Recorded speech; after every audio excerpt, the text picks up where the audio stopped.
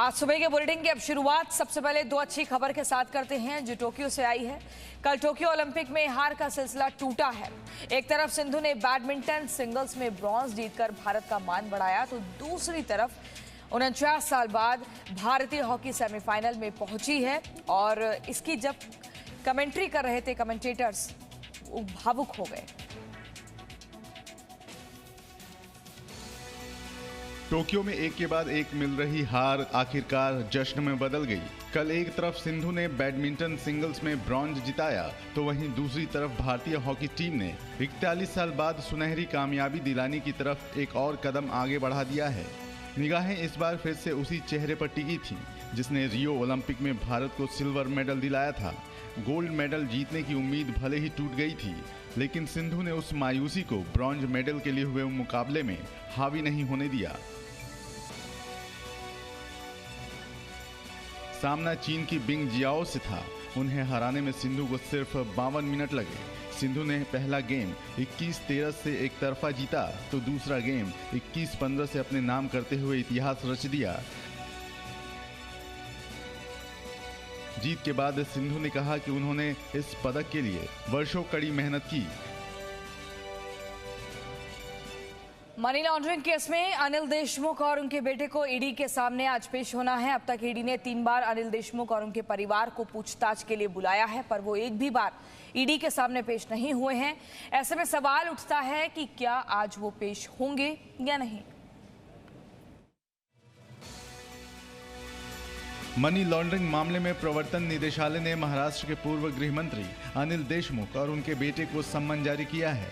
दोनों को 2 अगस्त यानी आज प्रवर्तन निदेशालय के सामने पेश होना है।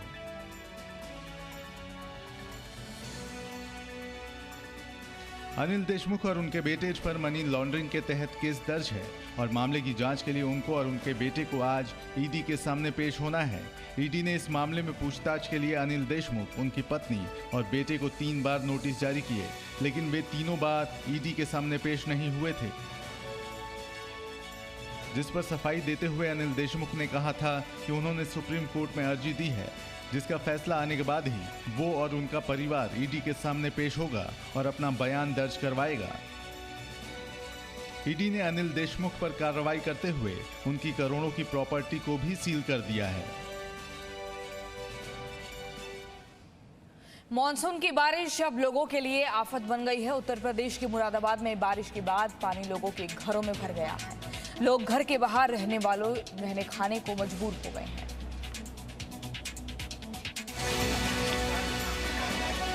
पहाड़ों पर हो रही लगातार बारिश पहाड़ी इलाकों के साथ साथ मैदानी इलाकों में रहने वाले लोगों के लिए भी मुसीबत का सबब बन गई है। कई इलाकों में बाढ़ जैसे हालात हैं, तो कहीं पर नदियों का बढ़ा जलस्तर लोगों को डरा रहा है और कहीं पर बाढ़ बारिश के पानी ने जनजीवन को अस्त व्यस्त कर रखा है। तस्वीरें हैं उत्तर प्रदेश के मुरादाबाद की, जहां तेज बारिश के बाद बारिश का पानी लोगों के घरों में भर गया है। देखिए कैसे लोग घरों में पानी भर जाने के बाद घर का सारा सामान बाहर निकाल रहे हैं, खाना भी खुले आसमान में बना रहे हैं। सड़कें पानी में पूरी तरह से डूबी हुई हैं। आने जाने में लोगों को काफी परेशानी का सामना करना पड़ रहा है। बारिश के बाद पूरा इलाका तालाब में तब्दील हो चुका है और पानी की निकासी की उचित व्यवस्था न होने के कारण ही बारिश का पानी जमा हो रहा है।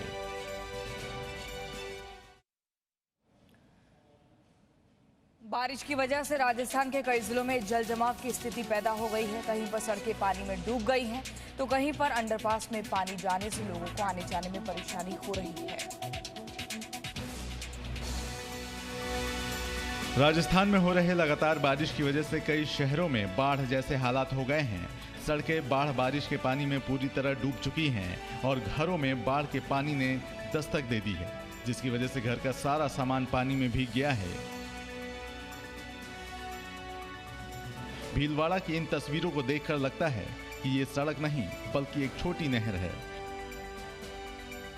रिहायशी इलाकों के साथ साथ अंडरपास में पानी भर गया है, जिसकी वजह से लोगों को आने जाने में काफी दिक्कत हो रही है। बारिश की वजह से पूरा इलाका तालाब में तब्दील हो चुका है। पानी के निकासी की उचित व्यवस्था न होने के कारण ही बारिश का पानी जमा हो रहा है।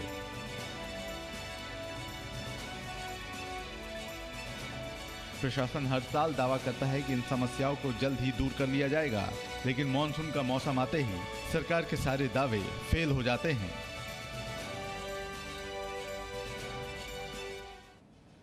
तो वहीं राजस्थान की बारां में भी बारिश का कहर देखने को मिला है। नदियां उफान पर हैं, जिसकी वजह से आसपास के इलाकों में बाढ़ का खतरा मंडरा रहा है।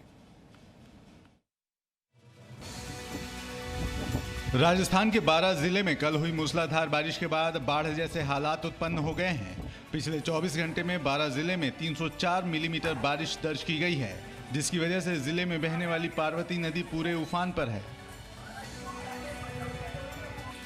बारिश और नदी के बढ़ते जलस्तर की वजह से आसपास के इलाकों में पानी भर गया है। पूरा इलाका झील में तब्दील हो गया है। सड़क से लेकर लोगों के घरों में भी पानी भर गया है, जिसकी वजह से लोगों को काफी परेशानियों का सामना करना पड़ रहा है। मौसम विभाग ने बारां के कई इलाकों में बारिश को लेकर रेड अलर्ट जारी किया है।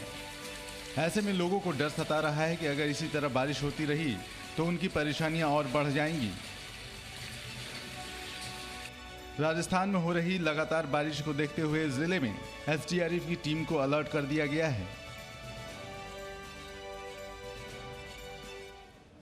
बदलते मौसम की वजह से टर्की में इन दिनों जनजीवन पूरी तरह से अस्त व्यस्त हो गया है। कहीं आग ने लोगों को परेशानी में डाल रखा है, तो कहीं पर बाढ़ ने लोगों की मुसीबतें बढ़ा रखी हैं।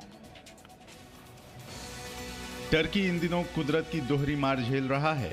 एक तरफ टर्की के कई इलाके आग का दंश झेल रहे हैं, तो वहीं दूसरी तरफ बाढ़ और लैंडस्लाइड ने टर्की के कई इलाकों में कहर बरसा रखा है।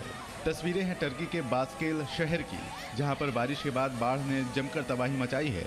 अब जरा इस तस्वीर को देखिए, कैसे तेज बहाव की वजह से देखते ही देखते कई घर टूटकर बहते चले गए, तो कहीं पर सड़कें टूट गई, बिजली के खंभे तक टूट गए। सैलाब का मलबा इतना ज्यादा कि इन घरों में रहने वाले लोग जब तक कुछ समझ पाते तब तक बहुत देर हो चुकी थी। सैलाब ने कुछ सेकंड में ही इन्हें तबाह कर दिया।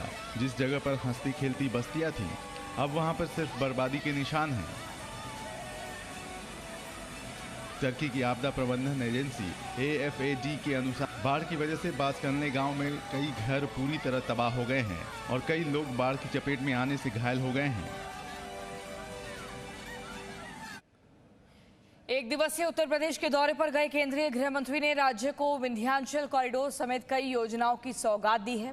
साथ ही साथ उन्होंने रैली के जरिए मिशन 2022 की भी शुरुआत की।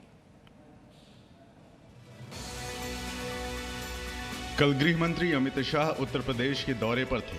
प्रदेश की राजधानी लखनऊ से शुरू हुआ ये दौरा आध्यात्मिक राजधानी काशी में खत्म हुआ। अमित शाह ने इस दौरान विकास परियोजनाओं का शिलान्यास किया, मंदिरों में दर्शन किए, पूर्व मुख्यमंत्री कल्याण सिंह के सेहत का हाल जाना और 2022 विधानसभा चुनाव से पहले यूपी की जनता को सियासी संदेश भी दे गए।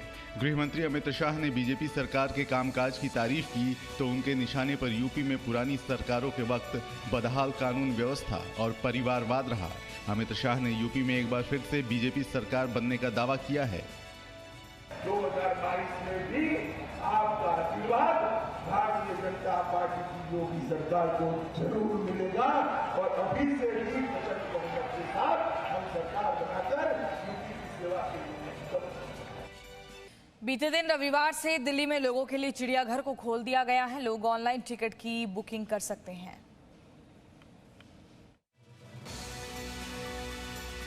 दिल्ली वासियों के लिए कल का दिन बेहद खुशखबरी भरा रहा। जहां एक तरफ हुई कल बारिश के बाद लोगों को गर्मी और उमस से निजात मिली है, तो वहीं कोरोना की दूसरी लहर का कहर झेलने के बाद कल से लोगों के लिए चिड़ियाघर के दरवाजे खोल दिए गए हैं। चिड़ियाघर खुलने के बाद बारिश के सुहाने मौसम के बीच पेरेंट्स बच्चों के साथ घूमने के लिए चिड़ियाघर पहुंचे। लोगों के लिए चिड़ियाघर को खोलने से पहले पूरे चिड़ियाघर को अच्छी तरह से सैनिटाइज किया गया और साथ ही एंट्री के लिए ऑनलाइन टिकट की भी व्यवस्था की गई, ताकि लोगों की भीड़ न जमा हो सके। इसके साथ साथ चिड़ियाघर एक दिन में 2 शिफ्ट में खुलेगा। पहली शिफ्ट सुबह 8 बजे से दोपहर 12 बजे की होगी और दूसरी शिफ्ट दोपहर 1 बजे से लेकर शाम को 5 बजे तक होगी।